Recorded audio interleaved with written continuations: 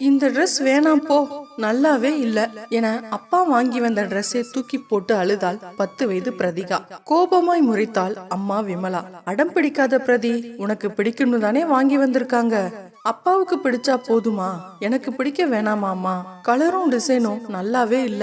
ஏமாற்றம் கண்களில் கண்ணீராய் வழிந்தது. அப்படியெல்லாம் சொல்லாத, அப்பா வாங்கிட்டு வந்தத மறுக்காம போட்டுக்கணும். மாட்டேன் போ. பிரதிகாவின் எதிர்பார்ப்பே வேறாக இருந்தது. அவள் ஃப்ரெண்ட் அபூர்வா தன் பிறந்த நாளுக்கு எடுத்திருந்த ட்ரெஸ்ஸை நேற்று காட்டினாள். மயில் நீல கலரில் நல்ல டிசைனில் ரொம்பவே அழகாக இருந்தது. அப்பா என்னை கடைக்கு அழைத்து சென்று 4 கடை ஏறி இறங்கி என்னையே செலக்ட் செய்ய சொல்லி வாங்கி தந்த ட்ரெஸ் என்று பெருமையாக சொன்னாள் அபூர்வா. அது போலவே தானும் அப்பாவுடன் கடைக்கு சென்று தனக்கு தேவையானதை தேர்ந்தெடுத்து வாங்க வேண்டும் என்று எதிர்பார்த்தாள். ஆனால் நடந்ததோ வேறு. இன்று திடுதப்பென்று அப்பா அவளுக்கு ட்ரெஸ் எடுத்து வந்து அவள் ஆசையில் மண்ணை போடுவார் என்று யாருக்கு தெரியும்? அதுவும் அவளுக்கு கொஞ்சமும் பிடிக்காத பச்சை கலர். வேறு வழியில்லை. அப்பாவை பற்றி அவளுக்கு நன்கு தெரியும். வீட்டில் எந்த விஷயம் என்றாலும் அவர் முடிவு செய்வதுதான். பிடிக்கிறதோ இல்லையோ அவரின் முடிவை அனைவரும் ஏற்க வேண்டும். இல்லாவிட்டால் பிரளயமே நடக்கும். சாதாரண சாப்பாடு விஷயத்திலிருந்து எந்த முக்கியமான விஷயமும் அவர் எடுப்பதுதான் முடிவு. வீட்டில் மனைவி மகள் என்று 2 ஜீவன்கள் இருப்பதோ, அவர்களுக்கும் மனசு விருப்பம் என்ற ஒன்று இருப்பதோ அவருக்கு சுத்தமாக நினைவிருக்காது. பிரதிகா அருகில் வந்ததும் அவளை அழைத்து அணைத்துக் கொண்டாள் விமலா. பிரதி, என் செல்லம்ல, இத பாரு. அப்பா எனக்கு எடுத்து வந்திருக்கிற புடவை கூடத்தான் பிடிக்கல. அதுக்காக நான் உன்ன மாதிரி அழுதுட்டா இருக்கேன்? ஆசைகளையும் ஏமாற்றங்களையும் அடக்கிக்கிட்டு ஏத்துக்கல. அது மாதிரி ஏத்துக்க நீயும் பழகிக்கணும். நீ சின்ன பொண்ணுல, 10 வயசாகுது. அப்பா பத்தி தெரியும் தானே? அப்போதுதான் திடுக்கிட்டு போய் அம்மாவின் முகத்தை பார்த்தாள் பிரதிகா. அதில் தெரிந்தது ஏமாற்றமா இல்லை விரக்தியா என அவளால் கண்டுபிடிக்கவே முடியவில்லை. ஏம்மா இப்படி இருக்கார் அப்பா என்றாள் பிரதிகா. அம்மாவின் வாயிலிருந்து என்ற ஒற்றை வார்த்தை மட்டுமே பதிலாக வந்தது. கண்கள் வெறுமையாக தூரப்பார்வை பார்த்து கொண்டிருந்தது. விமலா, விமலா.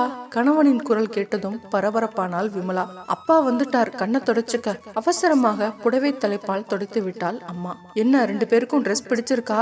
அமர்த்தலாக வந்தது குரல். ரொம்ப பிடிச்சிருக்குங்க. புது டிசைன்ல பார்க்கவே அழகா இருக்கு. உதட்டில் சிரிப்புடன் பொய் சொன்ன அம்மாவை அதிர்ச்சியாக பார்த்தாள் பிரதிகா. பிரதி, உனக்கு?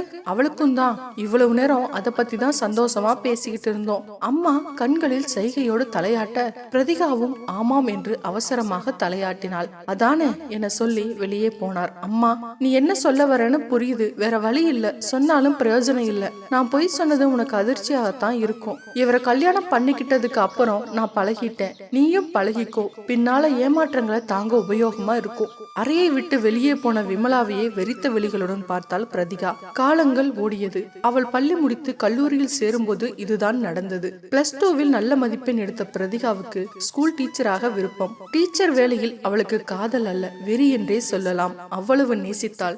சிறு வயதிலேயே அம்மா, நான் பெரியவளாகி நல்லா படிச்சு டீச்சர் வேலைக்கு தான் போவேன் என்பாள். சின்ன வயசு ஏதோ சொல்கிறாள் என்று சிரித்தபடி சென்று விடுவாள் விமலா. ஆனால் வயதாக ஆக அவள் அதையே சொன்னதும் அவளின் லட்சியமே அது என்றும் அவள் குழந்தைத்தனமாக பேசவில்லை என்பதும் விமலாவுக்கு புரிந்தது.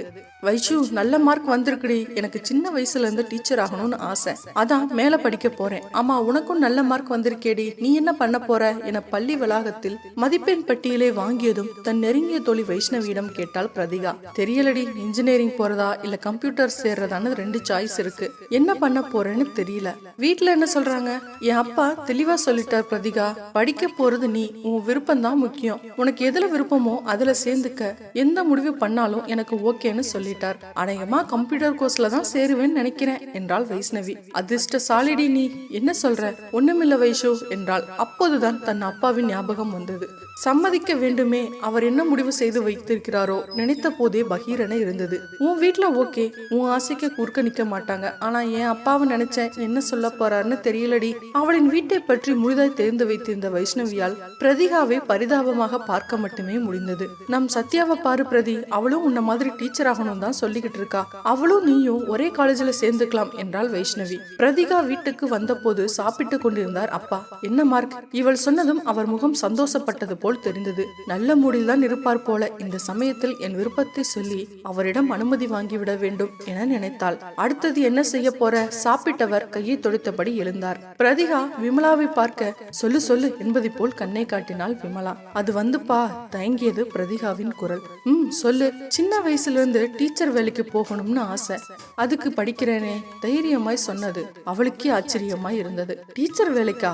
அவர் குரல் ஏன் அவ்வளவு ஏளனம் என்று இருவருக்கும் புரியவில்லை. திடீரென சத்தமாக சிரித்தார். நாள் பூரா நின்னுகிட்டே மாரடிக்கணும். டீச்சர் வேலையெல்லாம் வேணாம். கம்ப்யூட்டர் படி. ஐடி கம்பெனியில ஏசில ஜாலியா வேலை செய்யலாம். என்ன?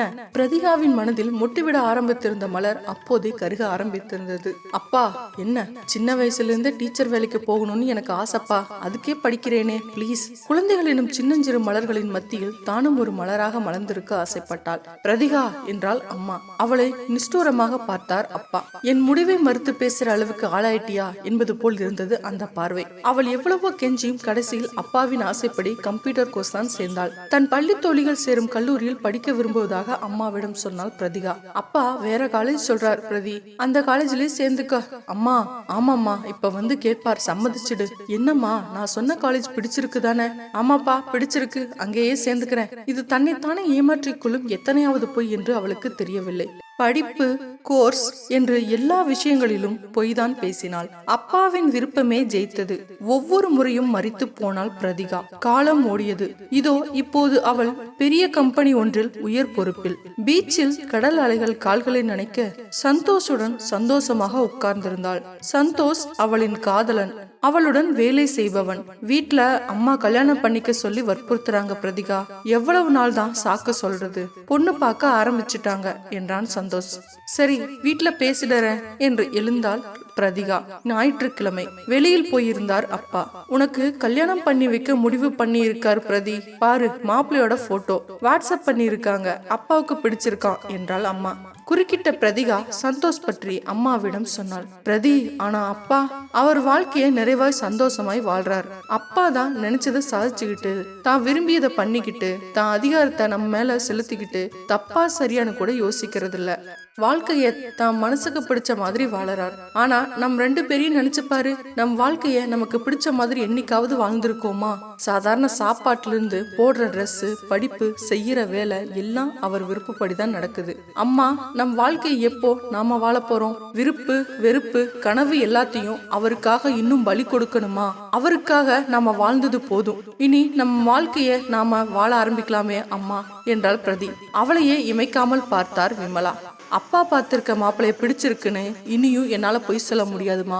வாழ்க்கையில நிறைய பொய் பேசிட்டேன். இப்பவாவது உண்மை பேசியே ஆகணும். நான் சந்தோஷ காதலிக்கிறேன். அவரைத்தான் கல்யாணம் பண்ணிக்க போறேன். அப்பாவுக்காக என் ஆசைகளையும் கனவுகளையும் எனக்குள்ள பழியிட்டு பொய் பேசி நிறைய முறை மறிச்சு போயிட்டேன். இப்பவாச்சும் உயிர்த்தல ஒரு வாய்ப்பு கொடு என்று சொல்லி வேகமாக சென்றாள். பிரதிகாவை அதிர்ச்சியாக பார்த்தாள் விமலா. ஆனாலும் ஒரு இனம் புரியாத சந்தோஷம் ஓட ஆரம்பித்திருந்தது. பிரதிகா ஒரு நிமிஷம்மா என்ற விமலா அந்த பையனை நம்ம வீட்டுக்கு பொண்ணு பார்க்க வர சொல்லு என்றதும் சந்தோஷமாக பார்த்தாள் பிரதிகா. ஓகே ஃப்ரெண்ட்ஸ், இந்த வீடியோ உங்களுக்கு பிடிச்சிருக்கும்னு நினைக்கிறேன். மறக்காம லைக் பண்ணுங்க, கமெண்ட் பண்ணுங்க, ஷேர் பண்ணுங்க, சேனலை சப்ஸ்கிரைப் பண்ணுங்க.